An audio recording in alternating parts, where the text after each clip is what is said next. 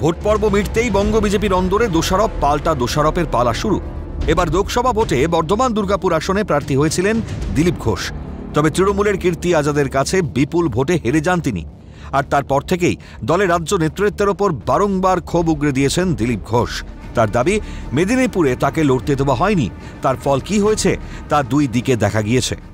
গত এক বছর সোয়া বছর ধরে পুরোপুরি মেদিনীপুরে আমি সময় দিয়েছিলাম, টাকা পয়সা খরচা করে সময় দিয়ে থেকে, তো সেখানে আমাকে লড়তে দেওয়া হয়নি। তো তার ফলে দেখা গেছে রেজাল্ট দুই দিকে কি হয়েছে। যদিও দিলীপ ঘোষের এহেন বক্তব্য মানতে নারাজ বিজেপি বিধায়ক অগ্নিমিত্রা পল। তার দাবি, মেদিনীপুর আসনে 2019-এর তুলনায় এবার মাত্র 10,000 ভোট আমরা কম পেয়েছি।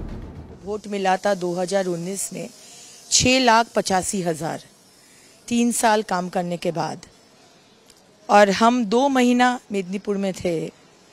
संगठन पूरा ही दिलीप दा का ही बना हुआ था, उसी में हम काम किए, और 2 महीना काम करने के बाद मुझे मिला 6,75,000। तो 10,000 के डिफरेंस में हमारा दिलीप दा और मेरे वोट के, तो ये हम नहीं बोल सकते कि मेदिनीपुर के लोग हमको वोट नहीं दिए। বিজেপির অন্দরের এই দ্বন্দ্ব নিয়ে কটাক্ষ করতে ছাড়েনি ঘাসফুল শিবির। তৃণমূল নেতা কুণাল ঘোষের দাবি, বিজেপি গোষ্ঠীদ্বন্দ্বে দীর্ণ। ভোটে হারার পর বিষয়টি আরও সামনে এসেছে। তৃণমূল পরিবারটা এক এবং ঐক্যবদ্ধ, আর বিজেপি আগেও ছিল গোষ্ঠীবাজিতে দীর্ণ। এখন প্রত্যাশিত পরাজয়ের পর সেই কাদা ছোঁড়াছড়িটা আরও সামনে চলে এসেছে।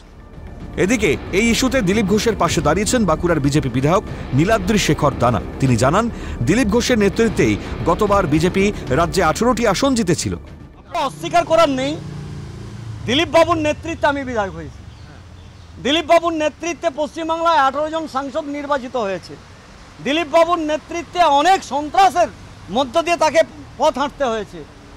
অতএব দিলীপ বাবুর জায়গাতেই থাকবেন।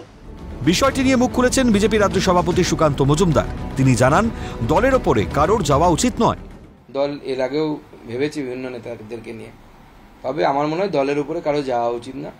আমাদের সকলের অস্তিত্ব নির্ভর করে হচ্ছে দলের অস্তিত্বের উপর। সেই সঙ্গে তার মন্তব্য, আত্মসমীক্ষার অবশ্যই প্রয়োজন রয়েছে। আত্মসমীক্ষা তো অবশ্যই করা উচিত, অবশ্যই আত্মসমীক্ষা হওয়া উচিত, কিন্তু একটি রাজনৈতিক দলের একটা কর্মপদ্ধতি আছে, তা দলের ভেতরে বলতে হবে, দলের ভেতরে সমস্ত কিছু আলোচনা করতে হবে। রাস্তায় গিয়ে তো ঢাক পিটিয়ে আলোচনা করা সম্ভব না। পাশাপাশি তিনি জানান, বলার অনেক কিছুই আছে, তবে বলবো না। বঙ্গ বিজেপির অন্দরের এই দ্বন্দ্ব আগামী দিনে কোন দিকে মোড় নেয় সেটাই এখন দেখার। ক্যালকাটা নিউজ।